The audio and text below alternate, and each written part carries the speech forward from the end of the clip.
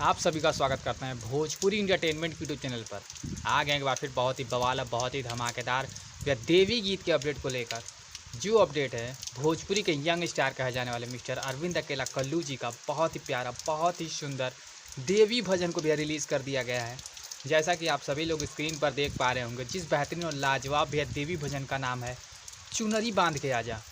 बात की जाए भैया इस गाने की, तो इस गाने को गाया है यंग स्टार अरविंद अकेला कल्लू जी ने और उनका साथ दिया है शिल्पी राज जी ने।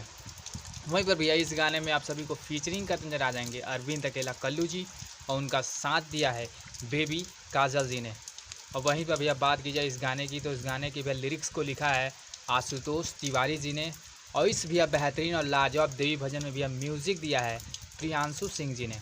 तो अभी तक भैया जिन्होंने इस बेहतरीन और लाजवाब देवी भजन को नहीं सुना है वो जाएँ टी सीरीज़ हमार भोजपुरी के ऑफिशियल यूट्यूब चैनल पर जाकर इस बेहतरीन और लाजवाब भैया देवी भजन का आनंद उठाएं। गाना बहुत ही बेहतरीन, बहुत ही लाजवाब बनाया गया है।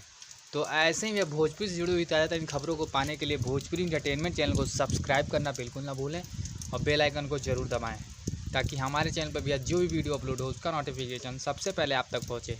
तो फिर मिलेंगे हम ऐसे ही बॉल और धमाकेदार अपडेट को लेकर। तब तक जय हिंद, जय भोजपुरी।